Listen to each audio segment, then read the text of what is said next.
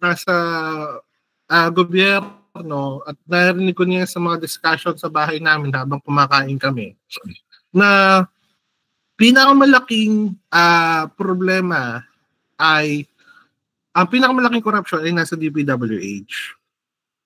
So, ibig sabihin, una pa lang, may mindset na tayo. Meron na tayong idea. Ngayon, nung na-highlight natin, saka lang natin naisip na, ay, oo nga, malaki pala ang corruption sa DPWH. Bakit? Kasi, alam niyo yung idea na nabuksan. Okay? Na-highlight bigla. Ang lala ng baha.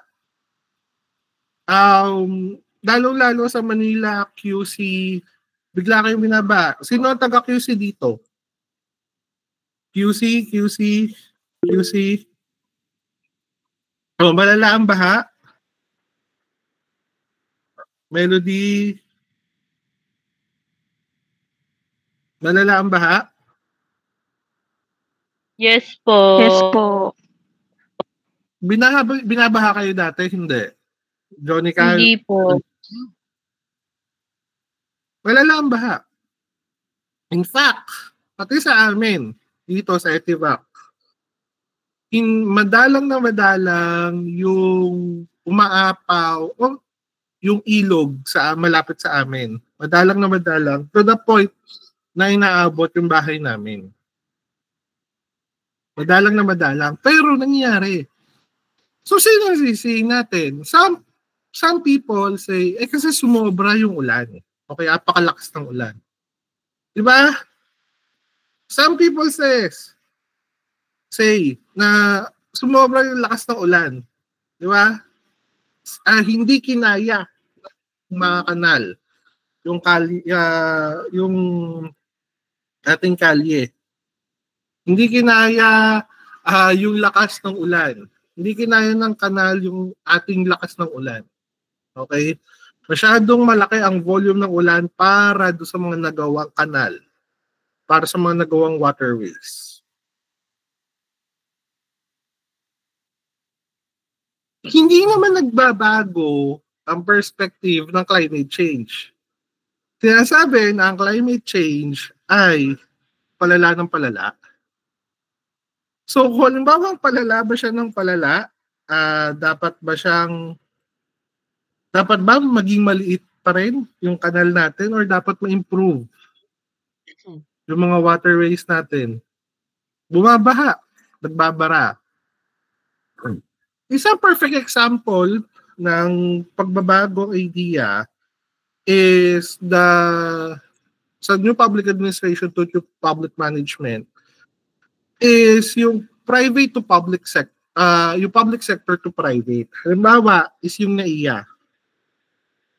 Terminal 1 to 3, privatization ng NAIA. For Sherwin Lim, tama, dapat projected ng engineers with a PCB. Actually, tama yon. Kung nanonood kayo ng Senate hearing at ng Congress hearing about the flood control projects, sinasabi na walang long-term plans. Okay, walang grand long-term plans. Isang perfect example is yung privatization ng NAIA ngayon. Okay? Kung saan nakikita natin na gumanda kahit paano ang serbisyo sa NAIA. Maliwalas, hindi nakakaroon ng delay masyado sa mga paliparan. At kahit paano, naging maganda yung mga serbisyo. Sabi nga rin ni Joseph, lalong-lalo sa Terminal 3. Terminal 1 kasi hindi ko nakakapunta. T3 ang napunta ko last time. Ang Terminal 1 hindi ko napupuntahan pa. Ngayon, pumasok tayo sa second reading.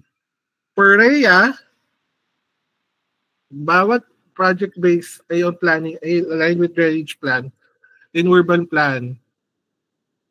Tama. For Joseph, organize pick up and drop off daw. sa T3. Okay, tama yon. Okay? So, nagkakaroon ng, alam niyo yun, hindi siya band-aid solutions. Ang EDSA ngayon, kung makikita nyo ngayon yung EDSA, alam niyo yung ang EDSA, mapapansin natin yung mga lugar na pang-alta at lang pang lugar na pang hindi alta. Okay? Pag dumaan ka sa may Magallanes, ano ba to? Guadalupe, ano pa ba yung medyo malubak-lubak? Yung mga kalagitnaan ng Ortigas, yan, lubak yan. Yung papuntang Pasay, yan, lubak yan. Pero pag nagpunta ka ng Buendia, Makati, Ayala, yung Pasyo, diretso, medyo makikita mo, uy, ba't ang smooth ng daan? Diba? Pero yung mga lubak-lubak na area, nagtatapa lang sila. So, band-aid solutions. Sa second reading, ginamit yung Africa as an example ng decentralization. Yung public administration pa rin ito, yung public management, ginagamit yung idea ng decentralization. Ginamit yung idea ng contracting out. Ito na naman. Sir, bakit may contractor na naman dyan? Sa DP nga, di ba, ang daming contractors, di ba? Ang daming mga problema. Hanggang ngayon, hindi naman naayos. Okay? Isa kasing problema sa Africa is pinakita rin kung paano ba dapat ginagawa ang proyekto at paano ba dapat ginagawa yung public administration. Ilang solusyon na ibinigay is yung corporatization at performance management systems. Ang performance management systems, kumbaga, halimbawa, contractor ako, bawala. Yes, hate the game. Bawala nga, ako, contractor ako. Unang beses ako mapapasok sa government, okay, gagandahan ko yung gawa ko. Okay, halimbawa lang, gagandahan ko yung gawa ko. Second, nagawa ko ay medyo 75%. Okay? Pero makakakuha pa rin ako ng project. Sa third kong gawa, mga 50% lang. Sa Africa, ang ginawa nila, performance management systems, they're checking. Ibig sabihin, yung nag-check ay hindi corrupt. Yung nag-check ay nag-check talaga. Isa sa mga idea ng flood control projects is yung sheet pile. Alam niyo yung sheet pile, mga kasama, yung ibinabaon sa gilid ng revetment. Okay, yun yung parang pinaka-base. Alam ko, sa standard is dapat ang maibaon is more than 8 feet. Okay, more than 8 feet. Sa standard ang alam ko ha. Ngayon, yung ibang contractor, ang gagawin lang nila is ibabaon lang nila ay para mga 4 feet lang. Yung iba, ang gagawin naman 4, 4, 4, and then 8. So pangatlo, and then 4, 4, 4, and then 8 ulit. So sa tatlong maikse, mayroong isang mahaba. Okay? Sa tatlong maikse, mayroong isang mahaba. So kung halimbawa 100 meters yan, 100 meters ang gagawa nyo ng revetment. Yung 100 meters na yon, puro ganun ang pattern. Sir, nakakatipid ba ang contractor doon? Oh yes! Nakakatipid. Kasi mahal ang isang sheet pile. Napakamahal ng isang sheet pile. At kung halimbawa ganun lang, well, I don't do the math. Okay? Kung halimbawa, magagastos mo doon na sheet pile is mga 100 pieces. baka gumastos ka lang ng 75 or 80 pieces na lang. And may discount. Okay? Ito yung nagiging problema sa atin. We have the paradigm, we have the ideas, but we don't have the mechanisms. Sir, bakit wala tayong mekanismo? The answer is, meron tayong mekanismo, pero hindi gumagana or hindi ginagamit yung mechanisms natin. Bakit? Kasi minsan niisip nila, ay maglalagay na lang kami. Tinitipid, no applications, ay mag-aano na lang kami. Mag-a-add na lang kami. Sa aspeto kasi na ito, nagkakaroon tayo ng idea ng discrete principles. Okay? Una, sir, ano yung discrete principles natin? Sa mundo ng public administration, merong idea ng mga paniniwala na ayaw natin ilabas. One, example, kasi baka mabash tayo. Okay? Kasi baka mabash tayo. Bawa lang. Nakapunta na kayo ng Lagoon? Nakakapunta na kayo ng PUP Lagoon? Nakakapunta na lahat? Kung hindi man nakakapunta lahat, baka kasi meron mga nasa malayong lugar. Pag nakapunta kayo ng PUP Lagoon, kung ang magbabarkada ay bumili ng lemonade, okay? Kung ang magbabarkada ay bumili ng lemonade at fewa, alam niyo yung fewa? Alam niyo ang fewa? Alam niyo yan, third year na kayo. Okay? Kung ang magbabarkada ay bumili ng lemonade at bumili ng fewa,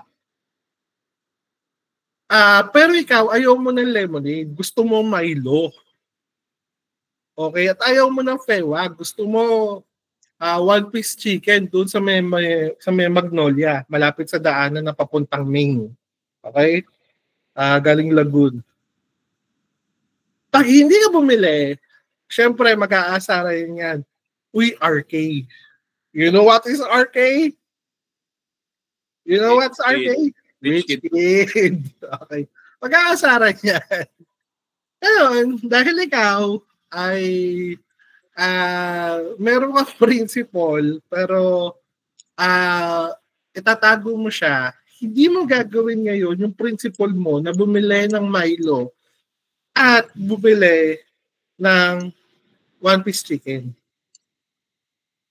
Sasama ka ngayon doon sa mga barkada mo na bumili ng lemonade at fewa. Sir, masama, ibig sabihin ba masama yung barkada ko? Kasi hindi nila maintindihan na ayoko ng lemonade at ayoko ng one-piece chicken. The answer is no. Okay? Kasi, unang-una, ikaw yung hindi bumili. Okay? Itinago mo muna yung principle mo. Kasi nahihiya ka doon sa mga barkada mo. Sa mundo ng Philippine Public Administration at sa mundo ng political science, minsan nahihiya tayo na ilabas agad yung principle natin. Hindi natin pinapakita agad yung puntos natin at hindi natin pinapakita yung point natin. Bakit? Well, naiisip tayo, baka mabash ako eh. 2, nag-iisip ako, hindi nila ako maintindihan. Sayang ang effort, sayang ang stress. Baka dapat piliin ko yung stressor ko. Okay? 3, nagkakaroon ng perspective ng takot. That is the problem. Nagkakaroon tayo ng parang pag-hold back sa kung ano yung naiisip natin tama. Lagi ko sinasabi sa mga naging thesis advices ko at sa mga estudyante ko sa akin kayo magtanong. Kahit na anong mangyari, sa akin kayo magtanong. Kung meron kayong problema sa klase, kung meron kayong hindi naintindihan sa klase, huwag yung tanongin sa kaklase nyo. Sa akin yung tanongin. Kung may problema kayo sa thesis nyo, huwag kayo magtanong sa kaklase nyo o sa ibang thesis advisor, sa akin kayo magtanong. Hindi dahil ako ang kasagutan, pero kasi para direkta yung komunikasyon. Bakit? Kasi may konsepto ng chismis sa Pilipino. Alam niyo yung konsepto ng chismis? Imbis na sabihin doon, directly doon sa tao, hindi nila sinasabi doon. So ngayon, nagkakaiba-iba yung version, nagkakaiba-iba yung pananaw at nagkakaiba-iba yung sagot. Imbis na tatanungin natin mismo doon sa tao kung ano yung kailangan, okay, ang mangyayari, hindi natin siya tatanungin doon sa tao kasi nahihiya tayo. That is discrete principles.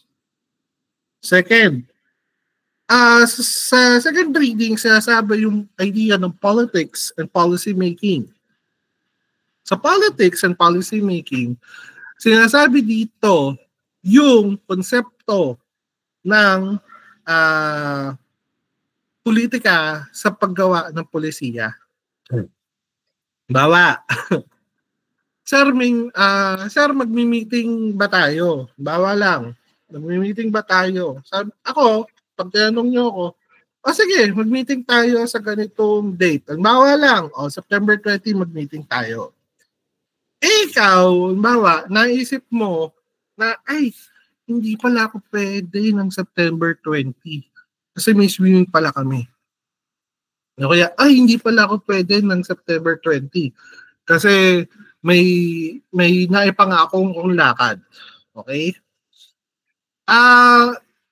Ngayon, yung September 20 na yon, sasabihin mo ngayon sa prof mo, kahit ikaw ang nagtanong kung kailan ang meeting natin, sir, baka pwedeng September 29 na lang. Sir, baka pwedeng ganitong date na lang. Pag tinanong kita ngayon, sasabihin mo sa akin ngayon, kasi sir, yung mga kaklase ko, hindi, baka mabigla sila, etc. etc. Kasi sir, yung mga kaklase ko, baka hindi maka-attend. Pero, ang konsepto noon, meron kang politika, meron kang individualistic approach na para hindi ka maapektuhan. Gets natin? Nakuha natin yung politics and policy making.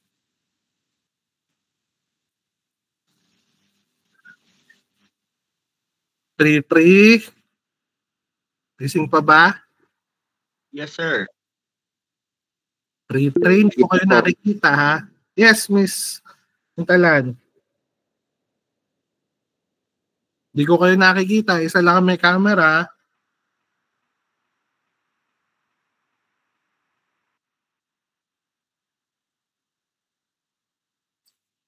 Okay. Pangatlo, sa second reading. Sa second reading, ipinapakita ang top-down approach over bottom-to-top approach. Pag sinabing top-to-down approach or top-to-down approach or top-down approach, nanggagaling sa executive or nasa highest position ng utos, pababa. Pero, ang idea na binibigay ng second reading is bottom-to-top. Answer na yung bottom-to-top. Dapat, nagkakaroon muna ng study sa ibaba at ng baseline study sa ibaba at yung baseline study sa ibaba, yun ang dadalhin sa itaas para sa policy making. Example, sometime I think hindi ko matandaan kung 2021 pandemic. Okay? Bigayan ng ayuda. Biglang lumabas yung mga barangay, walang census. Karamihan, okay, hindi ko nilalahat ng barangay sa Pilipinas. walang census. Bigayan ng ayuda. Hula-hulaan. Ilan ang tao? Ilan ang tao sa barangay? Ilan ang pamilya sa barangay? Ilan ang nakatira sa barangay? Hula-hulaan yun. So minsan, may naiiwan. Minsan, may hindi nabibigyan. Ano nangyayari? Kasi dapat 2018 to 2019 nagkaroon ng census. So ano nangyayari? Hindi tayo bilang kamag-anak o nga ayuda para sa mga may nangyayari. Okay? Hindi alam ngayon kung sino nagkakabigayan. Alam mo sa example dito sa amin, sa Etibac. Minsan nabibigyan kami, minsan hindi. Okay? Tapos, hindi ko rin maintindihan bakit ang pambansang relief goods ay sardinas at noodles. Hindi ko rin alam talaga bakit ang pambansang relief goods ay sardinas at noodles. Di ba? Alam nyo, ito nag-uusap na lang kami sa bahay, pang UTI. Parang kukuntuhan kami ng kapatid ko tsaka ng nanay ko. Yung ate ko, nasabi niya na dapat pag nagbigay ng relief goods, may feminine pads. Lalo sa mga nasunugan, may feminine pads. Tama nga naman. Paano nga naman if may nagkataon yung nasunugan is may monthly period, kung wala siya na isalbang gamit, wala siya magagamit. Di ba? Tama yun. Naika-count ba yun ng barangay? Hindi naika-count ng barangay yun. Kasi, hindi naikot minsan. Uulitin ko, hindi lahat. Okay, hindi lahat. Merong mga barangay na hindi nakakapag-ikot talaga. Okay? Hindi nila alam kung ilan yung tao. Hindi nila alam kung ilan yung nasasakupan nila. Tapos, doon tayo pareho, hindi naiikot or hindi lahat iniikot. Tama. Kasi, nakakapagod na. Hindi, ito, lista mo, etc. O baka mamaya si Kapitan o yung mga kamag-anak niya or pamangkin niya, ililista na pala niya sa tupad. Bawa lang. Diba? Meron mga ganun. Okay? Dito sa aspeto na ito, pumapasok yung pang-apat na sinasabi ng second reading, yung citizen's approach. Paano ba natin ina-approach yung problema? At paano ba natin ina-appreciate yung barangay natin? Syempre, yung hindi nabibigyan, basher yan. Okay, yung hindi naanohan ng basher yan. Pero yung kahit paano ay naanohan, merong appreciation. Merong konsepto ng fanaticism. Alam niyo yung fanaticism? Fanaticism is the ideology, political ideology, kung saan we are being fanatic with a certain person or a certain leader. That is fanaticism. Okay? Idolo ang konsepto. Okay? Did you watch Goyo? Batang General? Goyo, ang Batang General. Yes po. Kay Goyo, tinatanong doon si Goyo, idol mo ba? Si Aguinaldo, ganyan. Diba? Pero may ganung konsepto. Ano ba ang pinipili natin? Idolo ba o leader? Sa konsepto ng politika at ng leader ngayon, okay, pinipili karamihan or merong iba, hindi naman karamihan, pero merong iba na pinipili natin yung idolo. Idol natin galing. Kahit na anong gawin niya, hindi, galing pa rin. Okay? Kahit na sabihin na ito ang gagawin ko sa mga drug pushers, hindi, galing pa rin. Okay? Idol eh. Idol. Okay? Pero, nawawala tayo dun sa konsepto ng ano ba dapat ang mangyayari? Ano ba dapat yung konsepto ng isang leader? Sa second reading, pinapakita yung discrete principles, politics and policy making, top-down and top-down approach, citizens approach, and fanaticism sa Africa. Pero kailangan nating i-apply sa Pilipinas. Ngayon, pumunta tayo sa third reading. Nabasa nyo slightly ang third reading? Diba ang assignment ay kahit paano, basahin nyo kahit paano yung third reading. Sa third reading, for Jürgen Habermas, okay? Jürgen Habermas is a German philosopher. Pinapakita nito yung public sphere. Sir, ano ba ang public sphere? For Jürgen Habermas, public sphere ay isang social area, okay? Kung saan ang private people or even, okay, public people discuss any topic. At yung discussion ng topic na yon ay yun yung nagiging public opinion. Ulitin ko, pag sinabing public sphere ni Jürgen Habermas, okay, ito ay isang social area kung saan ang private people or public people ay nagdi-discuss ng kahit anong topic. Tapos yung discussion na yon ay nagiging public opinion. May tanong kung anong public sphere? Malinaw mga kasama? Kasi foundation ito. Okay, foundation ito. Malinaw tayo doon?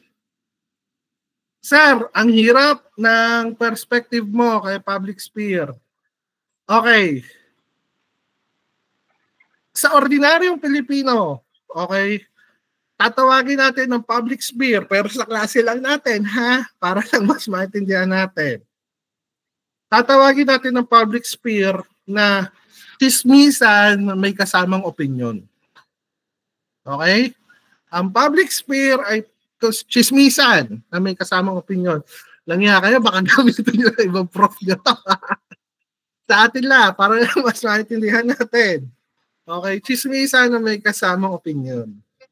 Okay?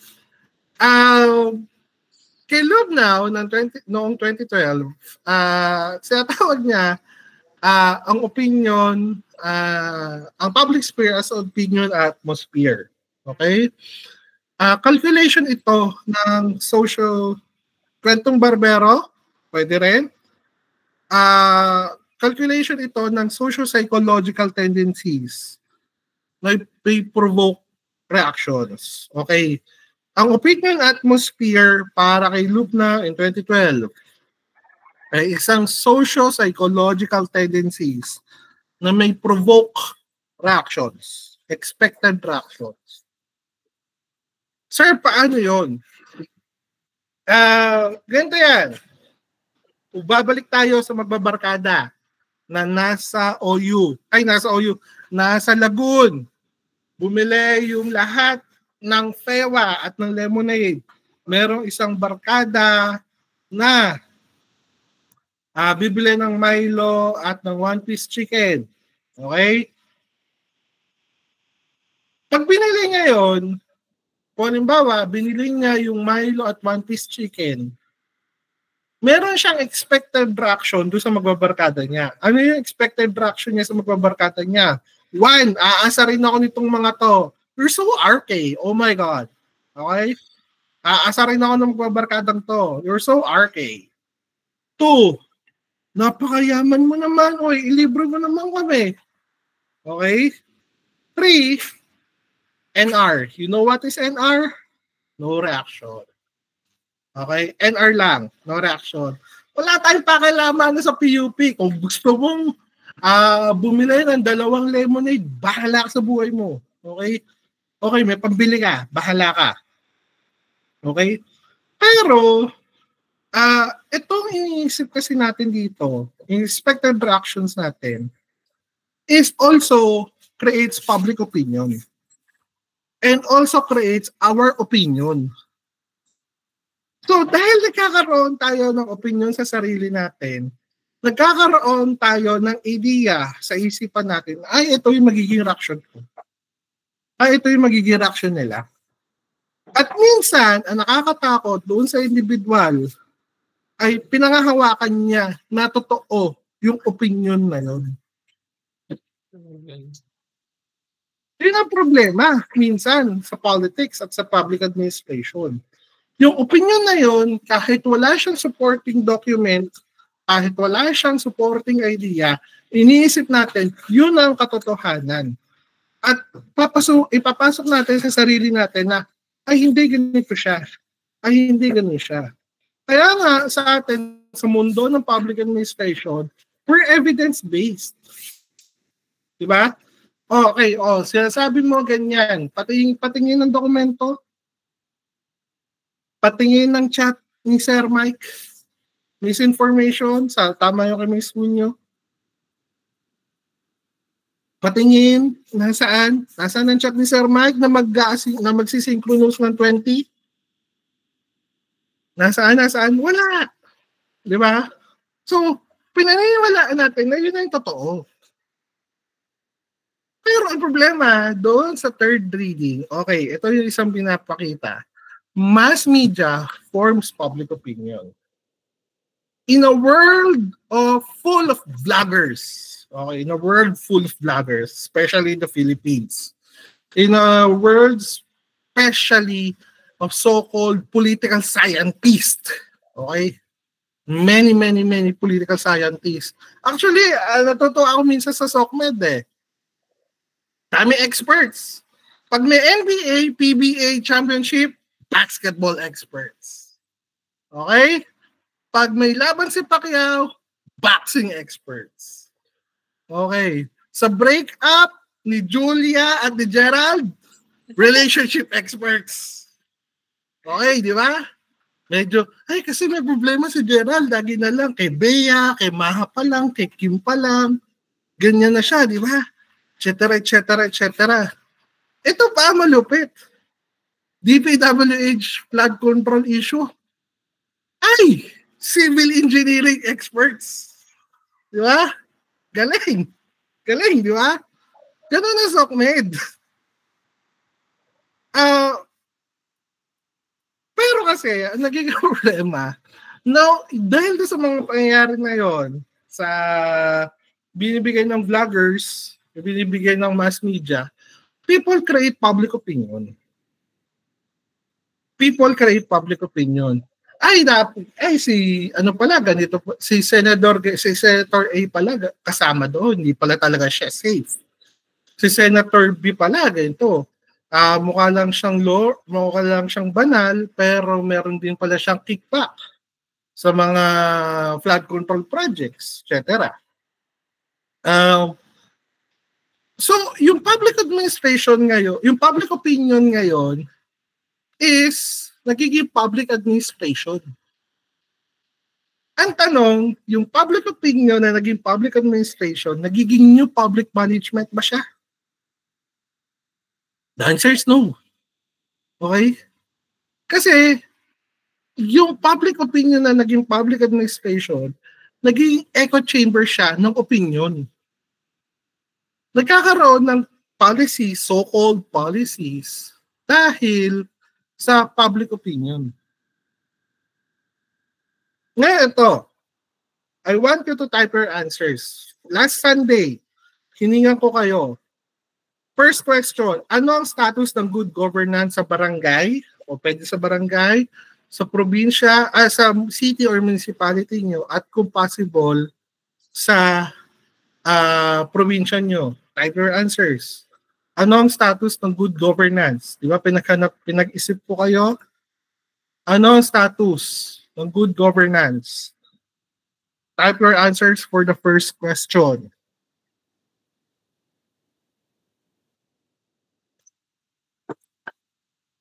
Hindi good governance sa DASMA. Saan ka sa, DASMA, Sir Gonzaga? Sa Lawag, okay. For Sherwin Lim, good to moderate. Very good. Saan yung very good, Mr. Renalyn? Pasig? Pinagpala kayo kasi dyan eh. San Juan, Gaanan, Gatchalian, Iloilo. Okay. How about the others? Sa Naik? Saan ka sa Naik, Mr. Ay, Ma'am Nicole? Lara, saan ka? Yung Sabang. Lara, saan ka? Santa Maria? Backpat lang ang good governance kina Stephanie eh. Backpat lang ang good governance sa kanila.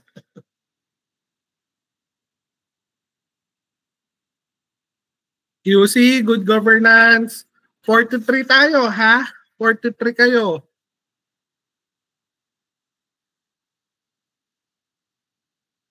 Sa Valenzuela, enough naman. Sa Bulacan, hindi. Angeles, good.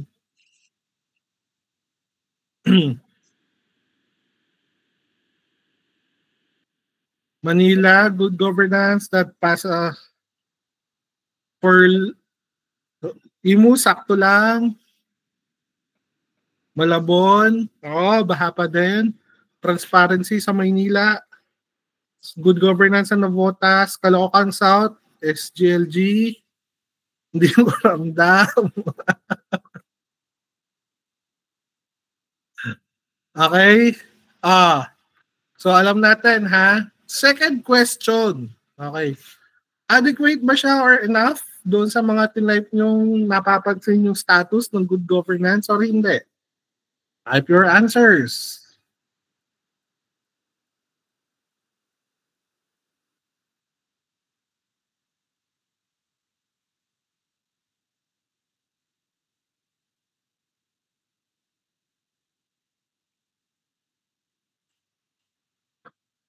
Good governance. No. Enough naman for Mabini. Not fully adequate. No, no, no. Just enough. Even for being enough. Adequate.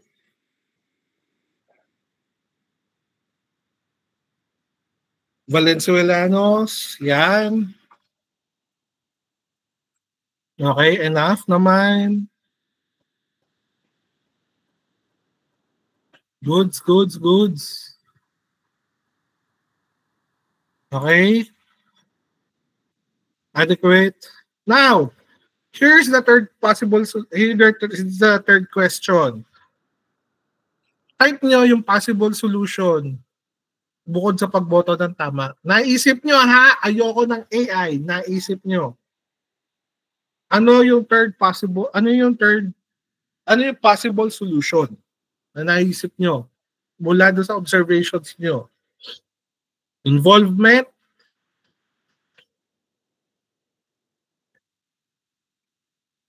Ano pa? Tawang gawa, lumahok at magkaisa sa mga project, mabuting tao. Disiplina at integridad, transparency and community participation. Ano pa? Ano pa?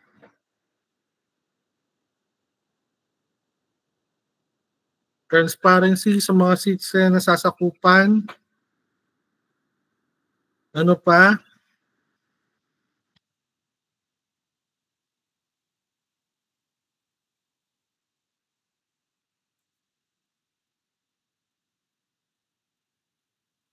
Community involvement.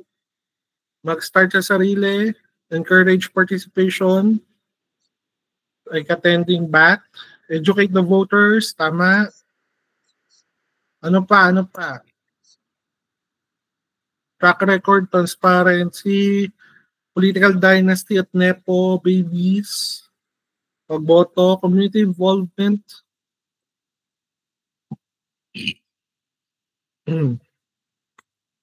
Set aside discrete principle and exercise of freedom of speech. Ipasa ang political dynasty law.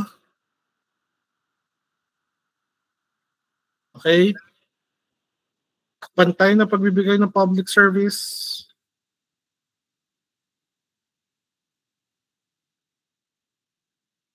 Citizen involvement.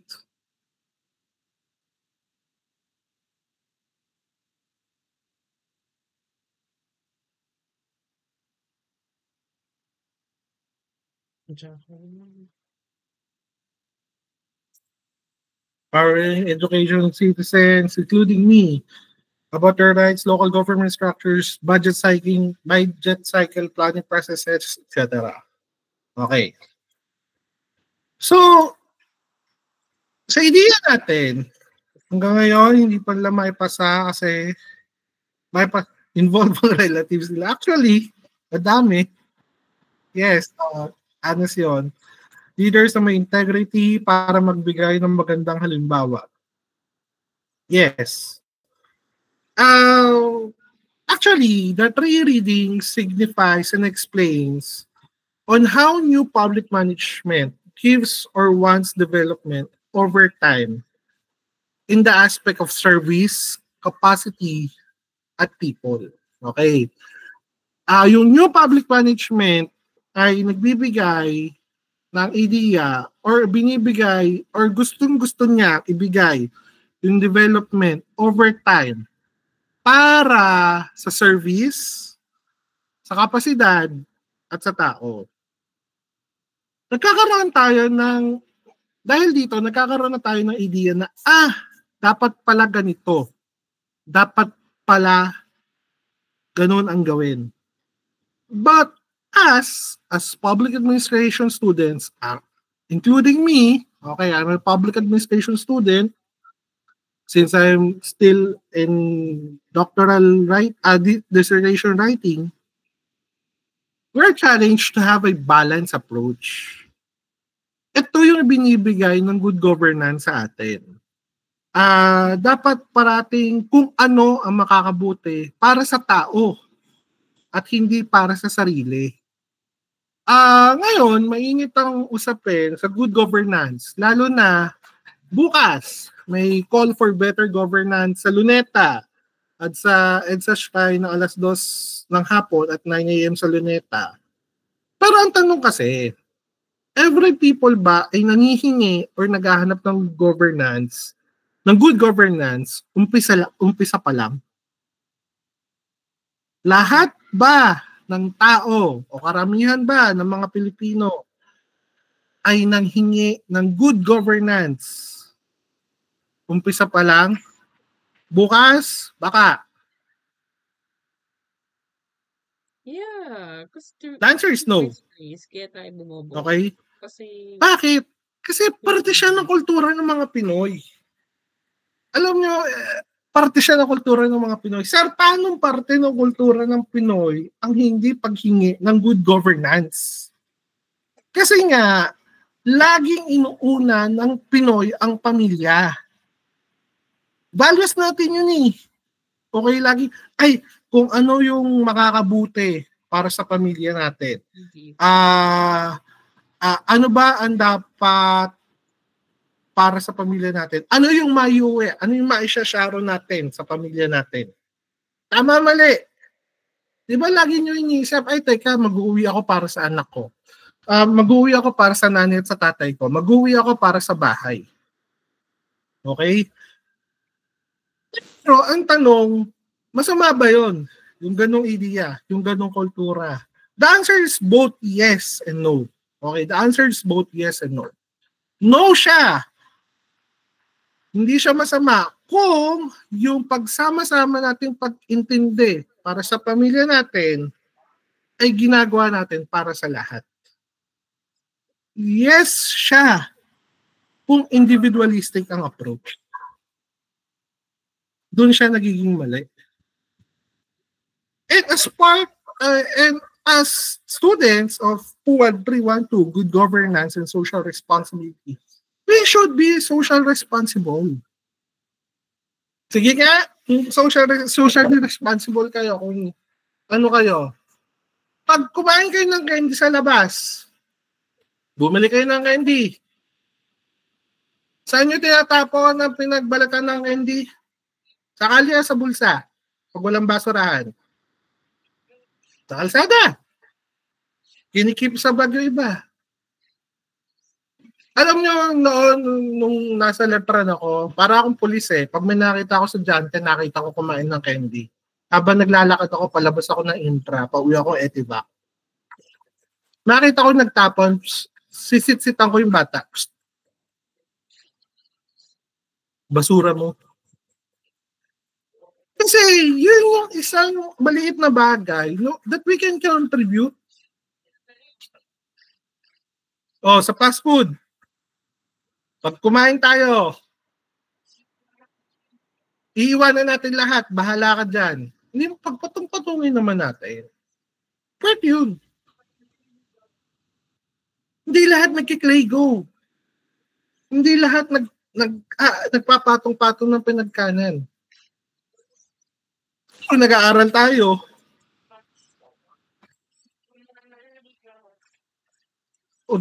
buti yung kay Ma'am Mona Lisa. Diba? Again, be part of the solution and not of the problem. Simple actions, small actions, simple thoughts can make a big difference. And that is part of good governance. Baka kasi ang nakakala natin, laging good governance, sa gobyerno lang lahat. No. We should start new public management sa sarili natin, sa bahay natin. Oh, sa example, ito pa. Nagprito kayo. Sa inyo itatapon yung lumang mantika. Kung wala kayong sa lababo. Saan nyo itatapon na lumang mantika? Sa labas. Oo, sa drainage. Sige nga, pag bumaha yung drainage, pag napuno yung drainage, sino maapektuhan? Kayo din. Magtataka kayo, ay, bakit yung baha? Mantika. Di ba? Bakit yung baha? Ganito, maganon. Di ba? Pero sinasabi natin mga kasama, the three readings give us the idea of grease trap, rich kid. Oo nga naman. Pag meron yung grease trap, oh my God. I do not have problem with the used oil. Okay? Kuya just will scoop that. You know that? Just scoop this grease trap or just will clean this grease trap. Oh my God. Like I'm going to Starbucks. Diba? Meron nga ganun. Ito yung mga idea natin, mga kasama. Hindi dapat individualistic ang approach natin. Hindi dapat para pang sariling interest. You, as third year public ad students, third year na tayo, tanalog naman. Kung kumain kayo sa Jollibee, sa KFC, mag-Lego na kayo. At maniwala kayo sa akin, hindi lahat ng laban ay nasa social media. At hindi lahat ng laban ay nasa kalsada. Minsan, meron tayong laban para sa sarili natin. At yun yung pagbabago natin. So, bahala kayo kung keyboard warrior kayo, or sir, sasama ba kami bukas? Bahala kayo kung gusto nyo. Kung sasama kayo, magdala kayo ng panangga sa ulan. Kasi, at magdala kayo ng, siguro upuan, lalo kung nandito na tayo sa age natin na ganito, medyo hindi na tayo tatagal tumayo. Okay? Dala kayo upuan nyo. Actually, tama. Nasa bahay ang disiplina. At sila maglilinis. Yes. So for weeks 2 and 3, we are on the idea of good governance and how good governance should start ourselves. Ano to ng realidad? Ito na yung sinasabi ko. Yung approach natin ay sasalihan natin siya ng realidad. Okay, papasukan natin siya ng realidad. Maliwanag? So our next synchronous class is on October 11. Chat ko na lang kayo kung ano ang gagamitin natin, kung Google Meet man or kung gumagana na yung MS Teams. Kasi actually, to be honest, kaya sa portal nyo wala pa nakatag na professor kasi hindi pa rin ako naipapasok sa system ng PUP. Kaya ito pa lang yung ginagamit natin. So before October 11, expect nyo magchat-chat ako ulit na we will be using MS Teams or kung ano man ang gagamitin nating official na pang synchronous class. Okay? Tomorrow, I will be posting questions. That will be your first activity. Essay lang naman siya. Now, the challenge is walang gagamit again ng AI. Kahit kukuha ng idea. Okay? Gusto kong malaman mismo ano ang nasa sa loob nyo at sagot nyo bilang public administration students. Hindi ko kailangan ng maayos na salita. Okay? What I need is the content and your honest answer. Okay? Gusto nyo ba mag-pair essay? O gusto nyo munang tawag dito? Gusto nyo munang mag-individual essay?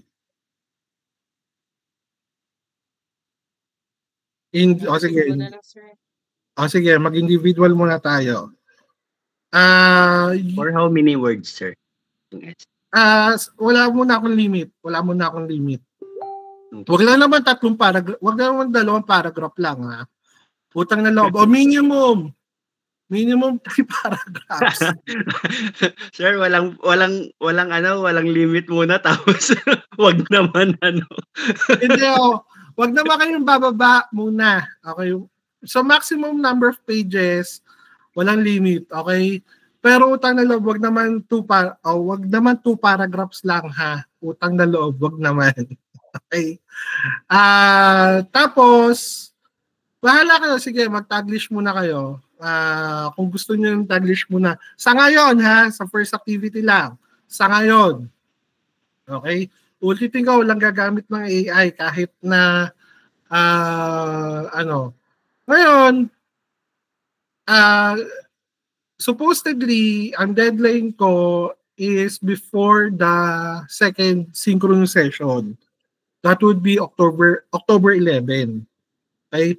Since wala pang e-Mabini portal, basta gawin nyo, pag nag-post ako sa e-Mabini portal, isubmit nyo na.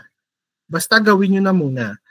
Pero, kung halimbawa, sir, paano yan? Pag nagka-e-Mabini portal ka next week, ibig sabihin, papasa namin next week. Hindi. The deadline would be after next week. Okay? That is the ideal deadline. Okay?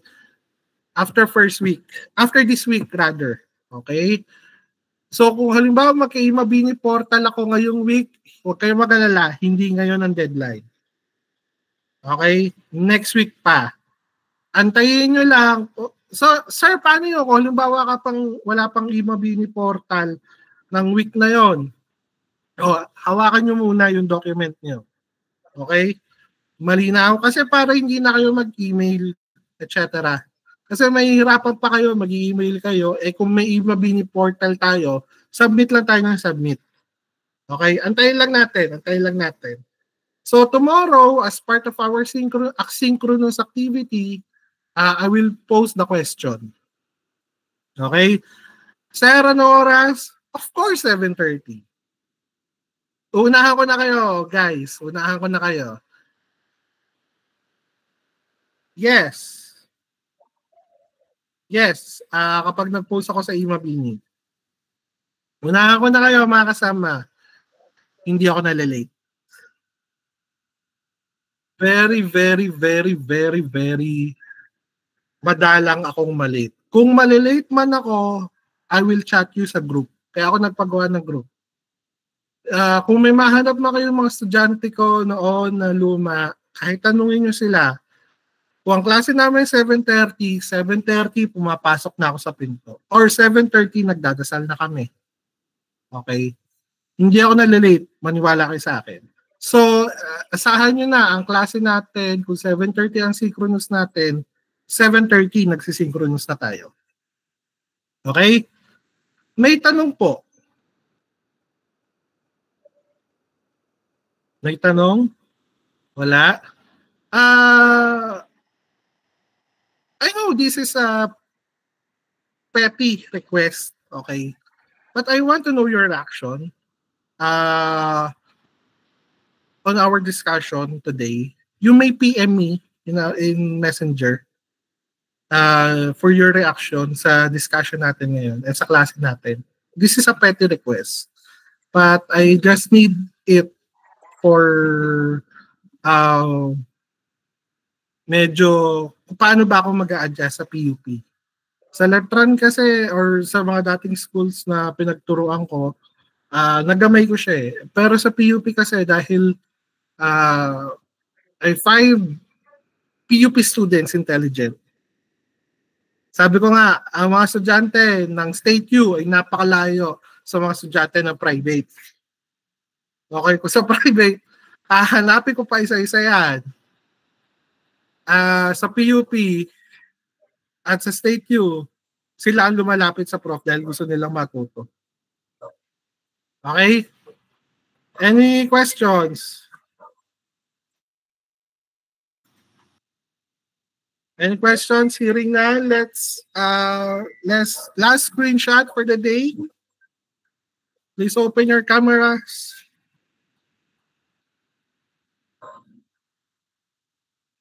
Last screenshot for the day. 1, 2, 3. Okay guys, maraming salamat. Ingat kayo. Bye. Thank you, sir. Thank you, sir. Thank you, sir. Thank you po. Thank you, sir. Salamat po. Ano? What? Silang isa.